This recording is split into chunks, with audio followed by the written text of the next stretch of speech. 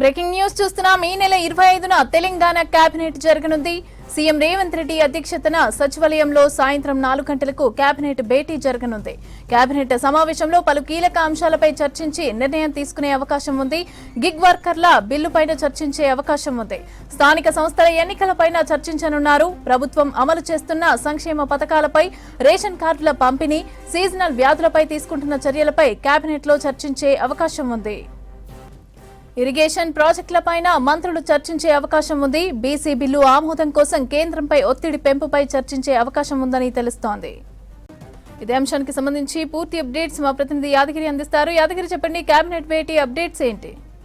మమత, ఎల్లుండి సాయంత్రం 4 గంటలకు అంటే ఈ నెల 25న సాయంత్రం 4 గంటలకు సెక్రటరియట్లో సీఎం అధ్యక్షతన కేబినెట్ సమావేశం నిర్వహించనున్నారు.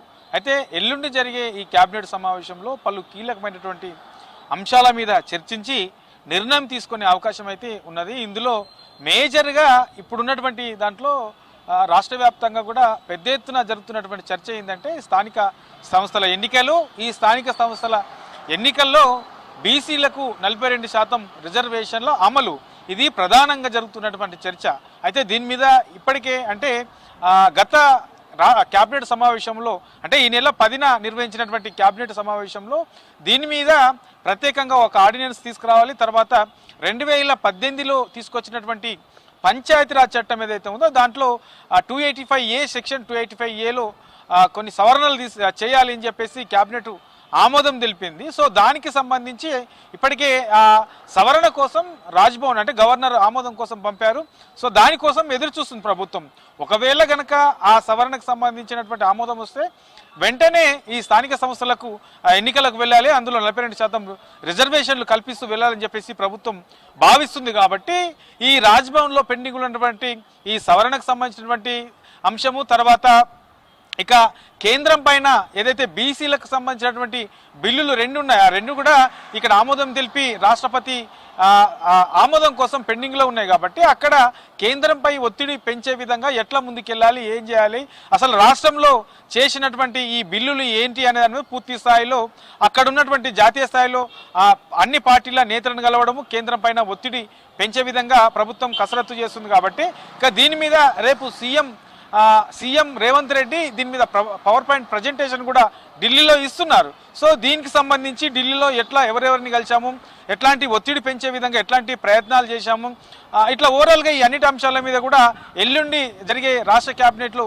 చర్చించే అవకాశం ఉంటుంది. ఇక రాష్ట్రపతి దగ్గర ఉన్నటువంటి ఈ బీసీలకు సంబంధించినటువంటి ఈ 2 బిల్లుల విషయంలో కూడా రాష్ట్ర ప్రభుత్వం ఎట్లాంటి ప్రయత్నాలు చేస్తుంది, సో వాటిని ఆమోదం కోసం ఇప్పటి వరకు ఏం చేసింది, ఇంకా ఎట్లా ముందుకెళ్ళాలి, వాటిని అధికారికంగా ఈ స్థానిక సంస్థల్లో బీసీలకు 42% రిజర్వేషన్లు ఇచ్చే ఎన్నికలకు వెళ్తామని చెప్పేసి ప్రభుత్వం ఆ దిశగా ముందుకు వెళ్తుంది. కాబట్టి దాని మీద ఎట్లా ముందుకెళ్ళాలి ఏంటి అనే దాని మీద కూడా ఎల్లుండి జరిగే క్యాబినెట్లో చర్చించి దాని మీద కూడా నిర్ణయం తీసుకునే అవకాశం అయితే ఉంటుంది. ఇక మరోపక్క సెప్టెంబర్ 30 లోపే స్థానిక సంస్థల ఎన్నికలు నిర్వహించాలని చెప్పేసి హైకోర్టు ఆదేశాలు ఉన్నాయి.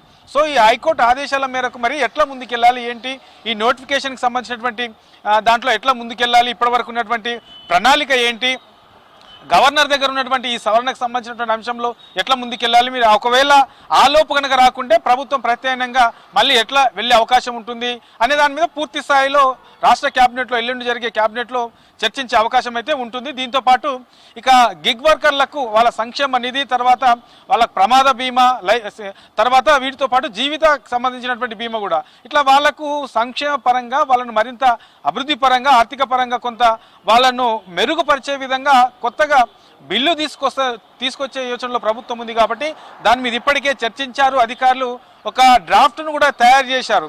ఈ గిగ్ వర్కర్లు రాష్ట్ర వ్యాప్తంగా ఉన్న వాళ్ళు ఎంతమంది ఉన్నారు, వాళ్లకు ప్రతి నెల ఎంత ఈ వేతనం వస్తుంది, ఇంకా వాళ్ళకు మెరుగైనటువంటి వేతనం రావాలంటే ఏం చేయాలి, ఏమేమి సవరణలు చేయాల్సిన అవసరం ఉంది, ఆ బిల్లులో ఎలాంటి అంశాలు చేర్చాలనే దాని మీద ఈ మధ్య కాలంలోనే సీఎం రేవంత్ రెడ్డితో అధికారులు కూడా సమావేశమయ్యారు.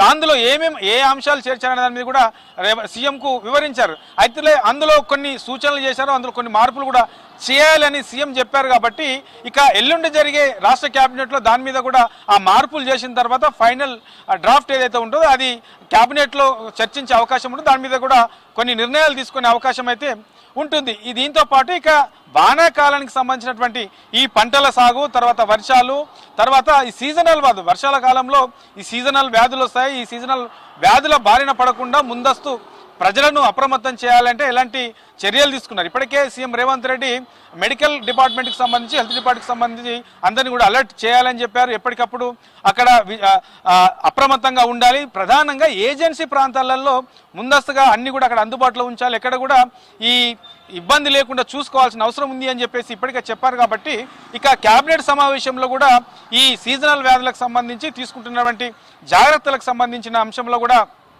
చర్చించే అవకాశం ఉంటుంది. వీటితో పాటు ఇక ప్రభుత్వం అమలు చేస్తున్నటువంటి సంక్షేమ పథకాలు ప్రజల్లోకి ఏ మేరకు వెళ్తున్నాయి. ఈ మధ్య కాలంలోనే కొత్త రేషన్ కార్డుల పంపిణీ కూడా ప్రభుత్వం మొదలుపెట్టింది. ఇంకా ఎంతమందికి ఇవ్వాల్సిన అవసరం ఉంది, ఎవరెవరు ఎలిజిబుల్ ఉన్నారు, సో రాష్ట్ర వ్యాప్తంగా కూడా ఏ జిల్లాలో ఈ రేషన్ కార్డులకు సంబంధించినటువంటి వాళ్ళు ఎక్కువ అర్హులు ఉన్నారు, సో వాళ్ళకు ఆల్రెడీ ఈ నెల 25 నుంచి దీని మీద ఒక డ్రైవ్గా పెడతా ఉన్నారు. కాబట్టి కొత్త రేషన్ కార్డులు కూడా ఇస్తామన్నారు. కాబట్టి దానికి సంబంధించినటువంటి ఏర్పాట్లు ఏం చేస్తున్నారు, ఎట్లా ముందుకెళ్లే అవకాశం ఉంటుంది అనే దాని మీద ఇట్లా ఓవరాల్గా ప్రభుత్వం అమలు చేస్తున్నటువంటి సంక్షేమ పథకాలు, ఈ మధ్య కాలంలో అమల్లో ఏదైతే కొత్త రేషన్ కార్డు లాంటివి ఉన్నాయో వాటికి సంబంధించి ఎట్లాంటి ఎంపిక చేశారు, నిజమైనటువంటి అర్హులకు కార్డులు ఇస్తున్నారా లేదా, ఏమన్నా ఇబ్బందులు ఉంటే వాటిని అధిగమిస్తూ ఎట్లా ముందుకెళ్లే అవకాశం ఉంటుంది అనే దాని మీద కూడా కేబినెట్లో చర్చించి దాని మీద కూడా ఒక నిర్ణయం తీసుకునే అవకాశం ఉంటుంది. వీటితో పాటు ఇక రెవెన్యూ సదస్సులో వచ్చినటువంటి ఈ భూ సమస్యల మీద వచ్చినటువంటి దరఖాస్తుల అంశంలో, తర్వాత కొత్తగా తీసుకురావాల్సినటువంటి పథకాలు, రాజీవ్ యువ వికాసం లాంటి పథకాల మీద కూడా చర్చించి దాని మీద కూడా కొన్ని నిర్ణయాలు తీసుకునే అవకాశం అయితే కనబడుతుంది. ఓవరాల్గా ప్రభుత్వం చేయబోయే సంక్షేమ పథకాలు, ప్రజలకు అమలు చేస్తున్నటువంటి పథకాలు, కొత్తగా చేయబోయే అభివృద్ధి పథకాలు, వీటితో పాటు ఇక ఇరిగేషన్కి సంబంధించి ఏదైతే ఈ ఏపీ తెలంగాణ సంబంధించినటువంటి ఈ మధ్యలో ఈ ఇరిగేషన్ వివాదం కొనసాగుతుందో దీనికి సంబంధించి ఇంకా మరీ ముందుకు ఎట్లా వెళ్ళే అవకాశం ఉంటుంది, అక్రమంగా ఏపీ తరలించుకుపోతున్నటువంటి నీళ్లను మనం అడ్డుకోవాలంటే ఏం చేయాలి, ఇప్పటివరకు తీసుకున్నటువంటి జాగ్రత్తలు ఏంటి, ఇట్లా ఓవరాల్గా ఈ అన్నిటి అంశాల మీద చర్చించి కొన్ని నిర్ణయాలు తీసుకునే అవకాశం అయితే ఉంటుంది మమత.